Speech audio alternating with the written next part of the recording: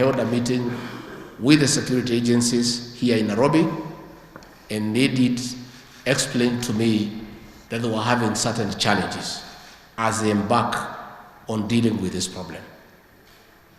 And they did explain to me that they were having challenges because there was a gap and lack of cooperation and coordination between themselves and the prosecution. And the way we look at this thing is not a problem for an agency, it's a national problem. I want officers here, both in the prosecution and in the investigative agencies, to appreciate that much as you are officers, you are also parents. And these children who are under the influence of drugs, your own children are potential candidates to get addicted. I want to appeal to you as parents to give this thing your all. I therefore want to discourage any blame game in this room. I want us to look for a solution. A multi-agency approach on how to eradicate this problem,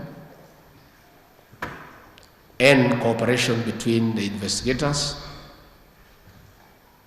the ones who arrest people, the ones who do prosecution,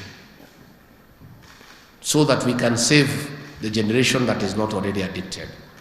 We have a program that we are working on with the county governments on how to deal with the ones who are already in trouble, and it's a huge percentage. We are trying to come up with a rehabilitation center in every county to deal with those who are already addicted.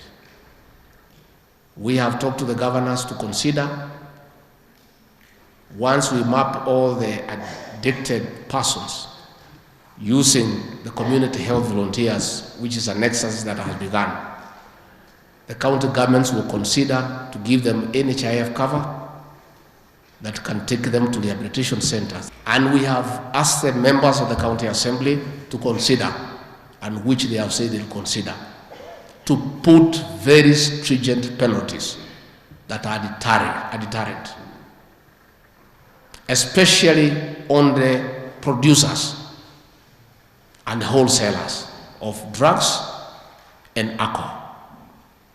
We have told them to put very stringent fines and imprisonment terms for people who are found to manufacture illicit alcohol. We have told them to come up with very stringent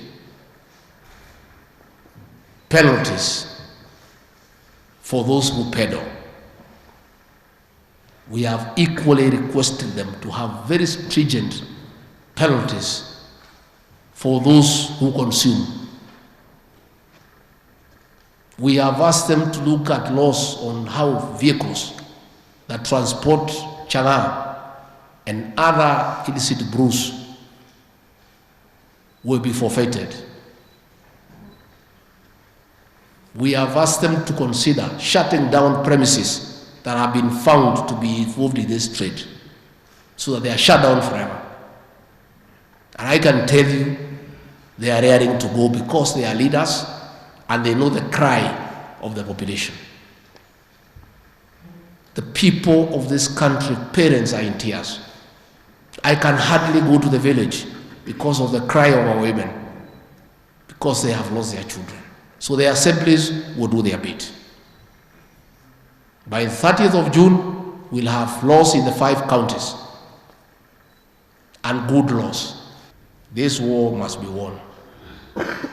And it will be won by concerted effort among the men and women in this room, agreeing that we have a problem, a national problem, and a serious one. And agreeing that we have a responsibility to save the next generation. Not just as officers of government, but even as parents and as responsible members of the society.